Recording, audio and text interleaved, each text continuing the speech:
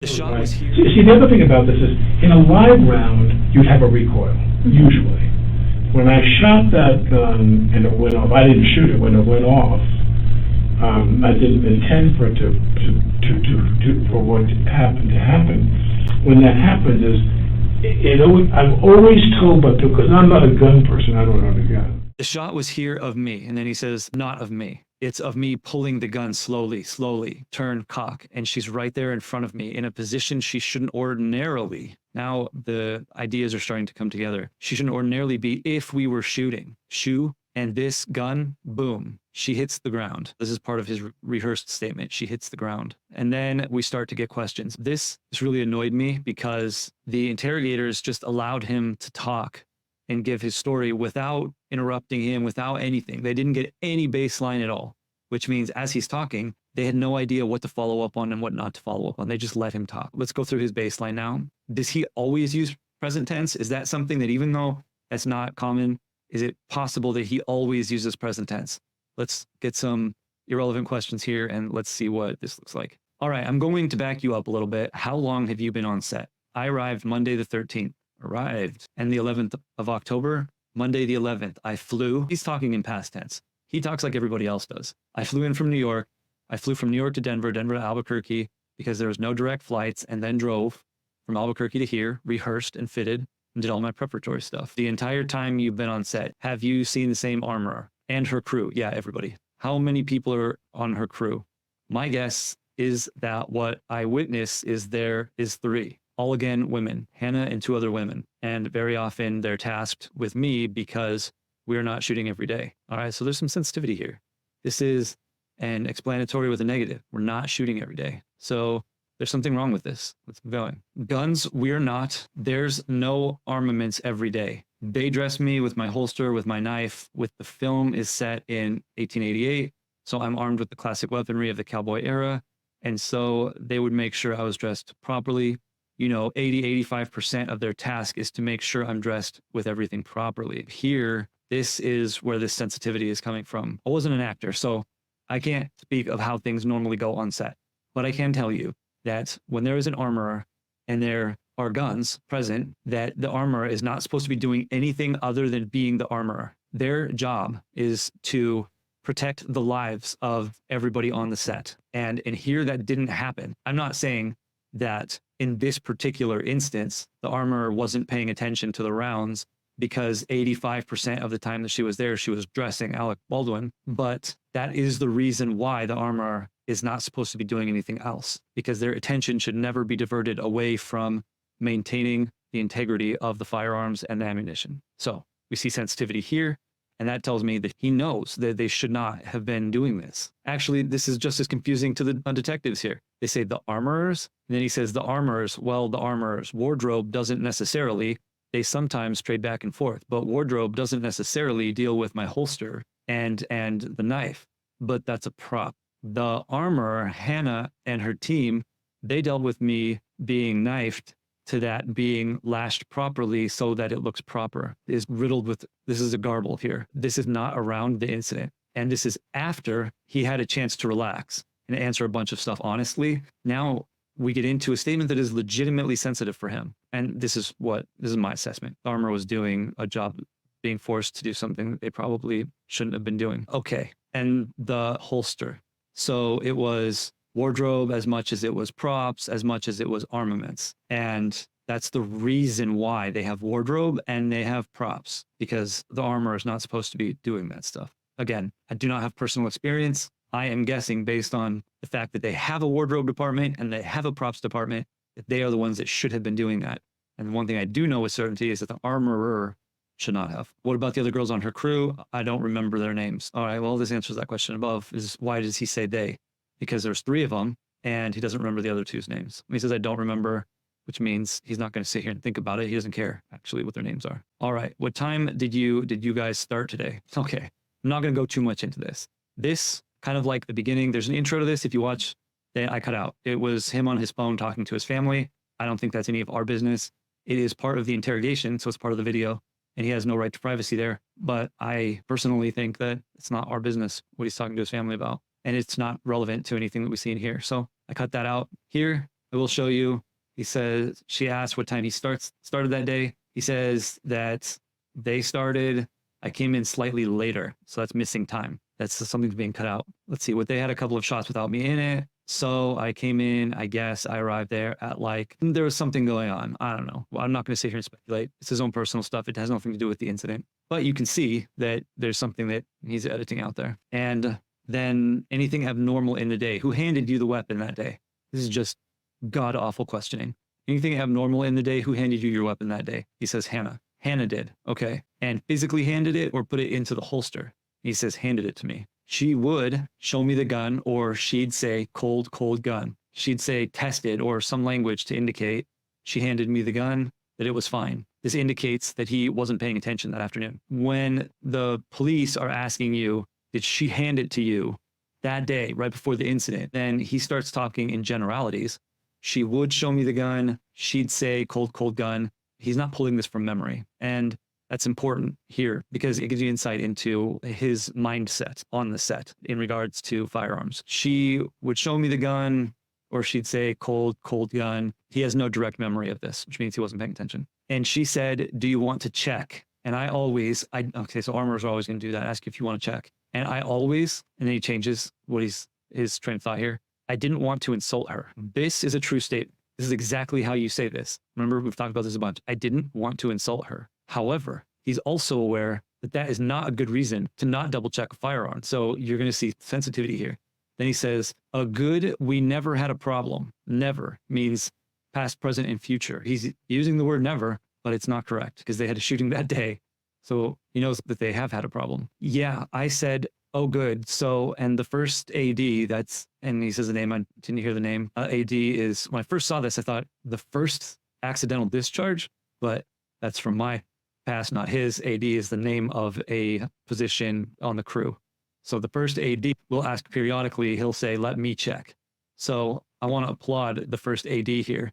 He is doing something that is of vital importance, which is taking firearms safety seriously in an environment where firearms are seen as props. That's always the guy that everybody rolls their eyes at. And now we have a very good example here of why that's important. Okay. And they'll have two people check for this very reason, that we don't have any forget about live rounds of bullets. We have to flash rounds in the gun while we're rehearsing. I think here he left out, we have to be aware of, or we have to check for flash rounds in the gun while we're rehearsing. Because if someone, okay, he's the one that's shooting.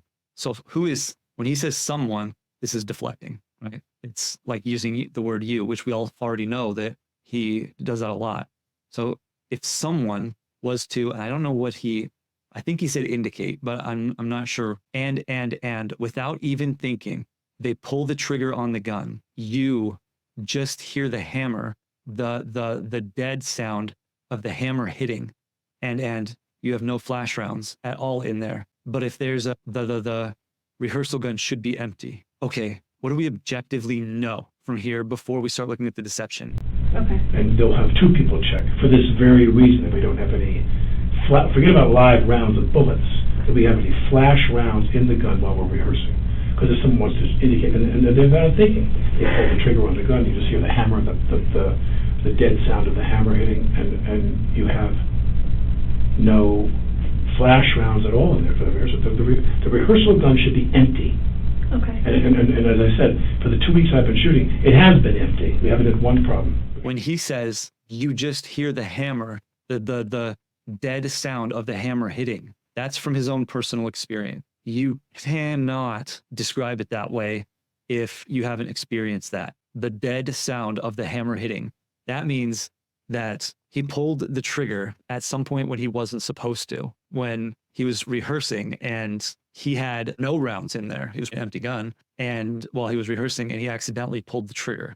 When you do that, I can tell you firsthand, when you're not supposed to be pulling the trigger. It has happened. When I was on the range, I was clearing my firearm and I wasn't 100% sure that it was cleared yet. The slide went forward and I accidentally pulled the trigger and I heard click and my heart stopped because I realized at that moment that I wasn't sure whether or not there was a round in the chamber. And when you pull the trigger and you hear that click, now my firearm was facing downrange. So I was still following the safety protocols in case I made that mistake that I did make. And yeah, it happens. But for you to know and describe it as that dead sound when the hammer hits, it's different. What he's describing is different than when you're dry firing. So when you hear the click, click, click, that's what you're expecting. And you would never describe that as the dead sound of the hammer hitting. So what do we know? We know that this has happened to him before, that he has pulled the trigger. And then he says, you, when he says you, he means himself. You just hear the hammer. He's explaining here why they have double checks for the flash rounds. And it's because he has accidentally pulled the trigger at some point. The rehearsal gun should be empty. Again, every single time that he refers back to a rehearsal gun, a cold gun, he says it should be empty unless he's directly thinking about saying that there's dummy rounds in there. Okay, and as I said, for the 2 weeks I've been shooting, it has been empty. We haven't had one problem. And had you physically checked that? Okay, she asked the first real important relevant question. He says, she announces to me that it's clean. The interrogator asked, and had you physically checked it? And he evades that question. This is deception through evasion. What this tells you is that he didn't check it. He himself didn't check it. But not only did he not check it, he likely saw the rounds in there. If you think about it, it's almost impossible to have a revolver and to be sitting with with your hands cupped, with the revolver in your hand, and to slowly pull it and not be able to see in the chamber because it's a revolver. It's not a semi-automatic. So yeah, the answer is he saw that there were dummy rounds in there, and he explains that the dummy rounds look identical to real rounds, but they don't use real rounds. They've never seen real rounds on the set. He saw them and he assumed that they were dummy rounds, which he says 100 times in here. She announces to me that it's clean. She'll say cold gun. We rehearse. Then when she's done, she takes the gun, goes off to a corner. She has a kit like a zip fanny pack with her elements in there. She puts the flash rounds in there. She'll say, quarter load, it's a lower sound, or she'll say full load. Okay, before I continue, let's look at the question again. What's he answering? Did you physically check the gun? Okay. And if I'm shooting, if you're in the crew, you're shooting me close. If I say the full load, it is rather loud. It's very loud. She's always announced what's going to happen. She's been very good about that. This is a total, complete dodge of the actual question itself, which tells us that no, he did not physically check it himself. Also, his level of sensitivity and his evasiveness tells us that not only did he not check it, but he probably did notice there were what he thought were dummy rounds in there. So backtracking a little bit here on this, and he says, she's telling what's in the guns. So he decides that he's not done talking yet. He wants to re-emphasize when she asks, did you check the gun? And he says, she's telling you what's in these guns. That's his way of saying that he doesn't check. Did you see where she got the guns from? He says no. He honestly says no. Is anybody else allowed in that area? I don't know. But I know that on this, I've never seen anything that was out of the ordinary. He says this is an extra statement here. It's perfectly adequate to answer the question by saying, is anybody else allowed in the area? He says, I don't know. And then he says, but he's never seen anything out of the ordinary. Then he goes on to explain that he's never seen anything that's within the ordinary. She had sometimes they have a cart. Now he's talking generically. That's why this is indented. Almost like you would use in a hospital catering tray. I think that's what she had, but many of the departments have that. And on the tray would be her or something like that. I don't recall what exactly hers looks like. So he's never even seen this. The reason why I am covering this is because he does not pay attention to the firearms portion of this. And that has become very clear. He doesn't spend time getting to know the armorers. He doesn't know their process. He doesn't care about their process. We're going to ask ourselves this question later. Should he be aware of this? He is the main actor and he needs to act. And even though they are real firearms, they are props. And if he has to think about the firearm all the time, then basically he's just law enforcement, not an actor. So we're going to talk about that in a minute. When they wrap, everything goes into a truck and she takes off with it. It's her responsibility to secure the prop weapons. And then she says everything on there. And he comes to this realization and he sort of says it quietly. He says the prop weapons, which are real guns, they're real guns. It's almost like this is the first time that he has really understood that they are real guns. And I'm absolutely not saying that in a derogatory way. Responsibility to secure the prop weapons, which are real guns, Because he has probably never in his life shot a live round. Or he does say that like months before he does a roll, he'll go on the range for an hour with an instructor and they'll shoot whatever type of weapon he's going to be shooting in the film. They shoot that for real on the range. And it's just an event. It's sort of like going out painting or going out and doing pottery. For somebody whose life doesn't revolve around guns, going to the range and shooting is just an event that they do that day. And he is just coming to the realization here that those are real guns. Can you actually describe the gun to me? It's a Colt, it's a period Colt. So he's giving the technical description here. In our emails back and forth when we were prepping for the film, she showed me just a couple different styles of guns. This is interesting here. This is not a big budget movie. That's a negative statement. So, explanatory, we didn't have a lot of choices. Another negative statement. She showed me just a couple different styles of guns. This is not a big budget movie, so we didn't have a lot of choices. She showed you 3 or 4 choices. I said, give me the biggest gun you've got. This is extremely sensitive to him. Then the next sentence is you. She showed you 3 or 4 choices. And I said, give me the biggest gun you got. I saw in court, they were trying to make a big deal out of that. Oh, he said, give me the biggest gun you've got, as if that's somehow irresponsible. He's an actor and he's playing a role. And in that role, I mean, if he was playing James Bond, he would say, give me the smallest gun you've got. He's playing a cowboy, a robber in this movie. And he says, give me the biggest gun you got. He's doing his job. That is very clear. He's a serious actor. And I did not get any indication ever in his statement that he doesn't take his job seriously. There's huge sensitivity around this particular firearm. My guess is that it's the trigger. The trigger is probably either has a light trigger or there's something about this firearm that he blames the gun itself, the trigger mechanism on the gun, for the reason why he pulled the trigger there, which is creating a tremendous amount of sensitivity around this. And so I didn't. Now, this is another deceptive statement that gets cut off.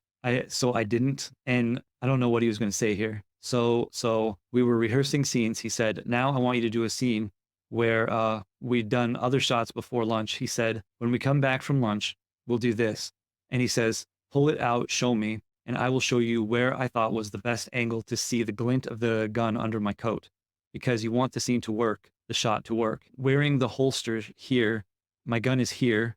He's maneuvering it. My coat comes around and I held my hand. It was like I was just cupping my hands and like I was just resting. And I showed him in the mirror. I don't know what word that was supposed to be. I couldn't really understand it. It sounded like he said mirror, but it wasn't really that pertinent. So when we came back after lunch, we rehearsed for the camera and I took the gun and I'm showing him, I'm going to go like this, cock and turn, bang.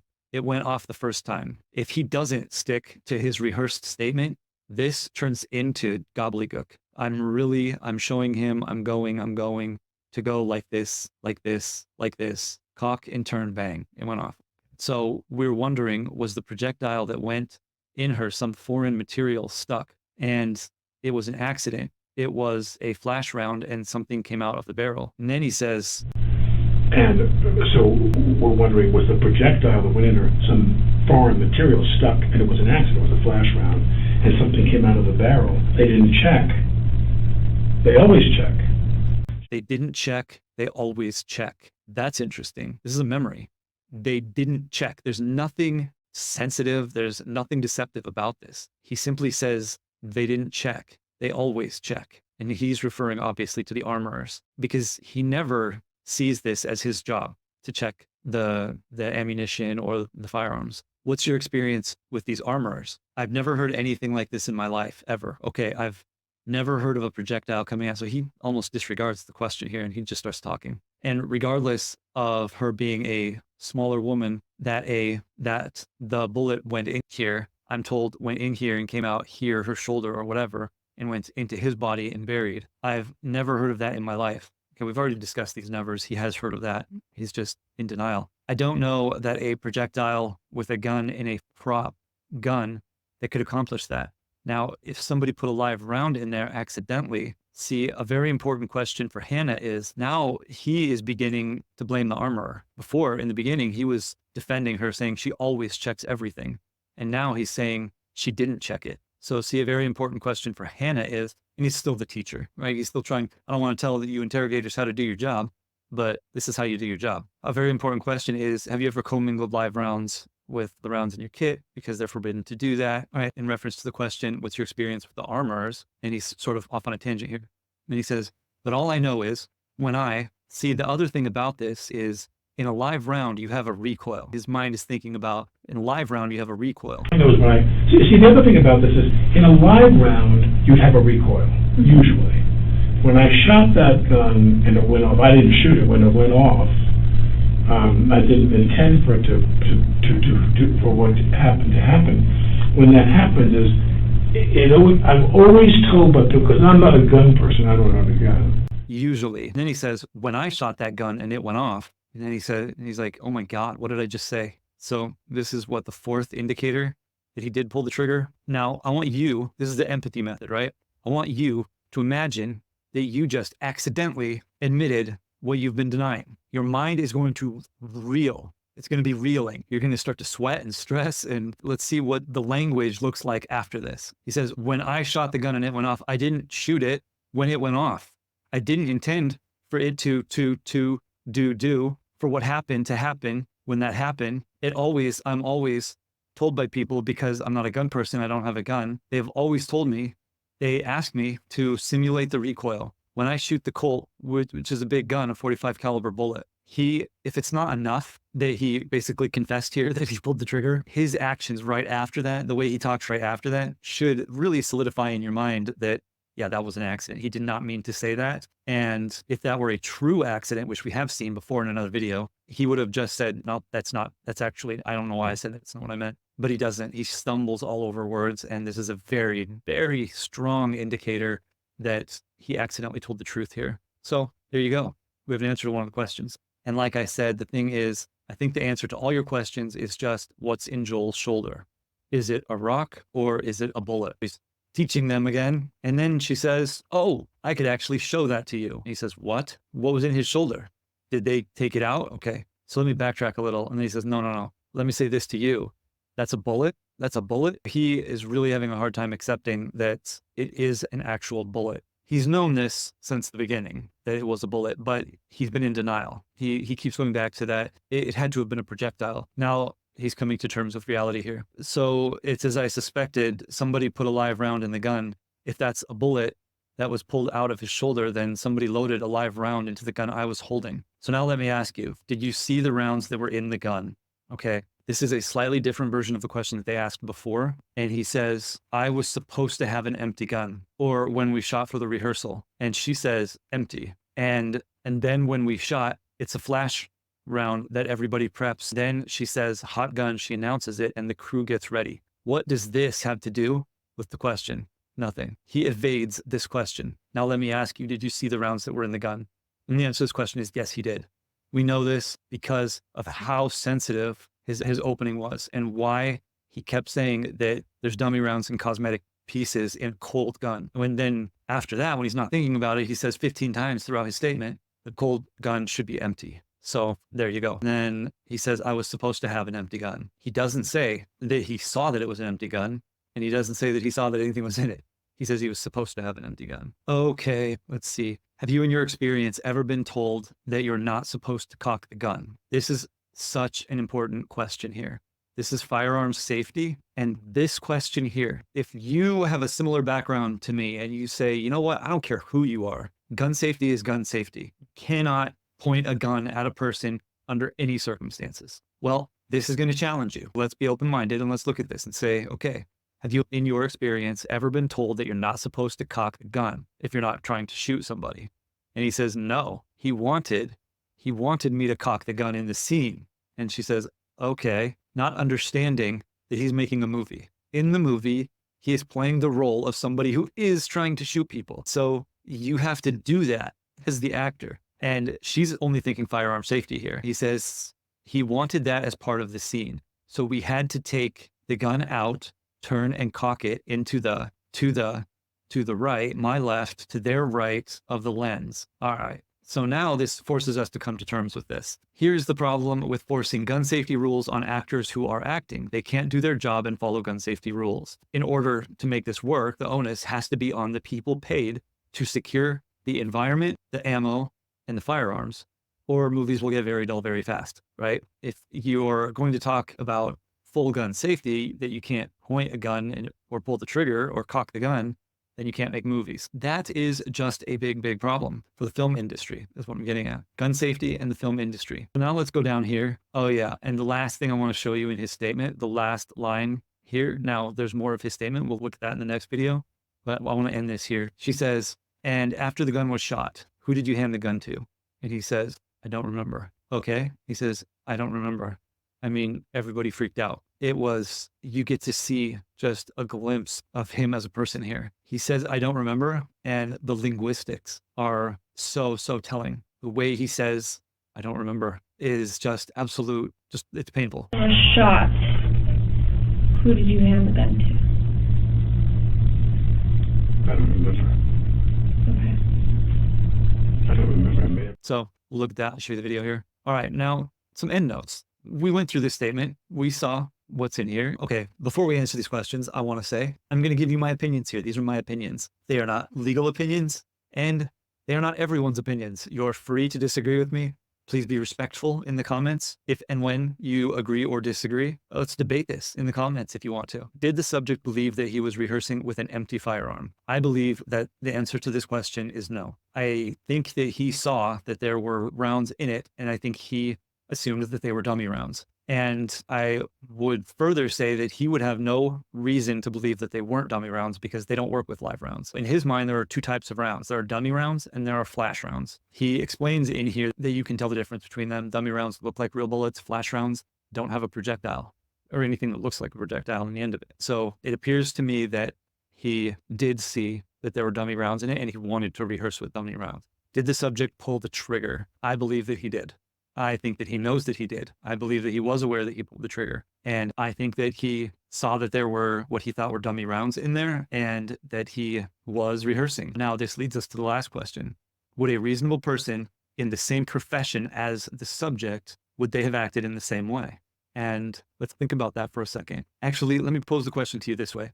Are there things that people do that are illegal for you and me to do, but is legal in closely controlled environments like boxing, MMA, even hockey? That is, if any regular person on the street does that, it's assault. And even if it's two consenting adults, if the police see you, they're going to arrest you. Now, somebody has to press charges, but it's still technically assault. We have created circumstances where that's okay in a controlled environment like boxing or MMA. Now, let's go away from sports. Let's try not to make this analogy too narrow here. What about if I were to take my next door neighbor and put them on a table and cut them open and take out their appendix? That would be followed by a lot of charges.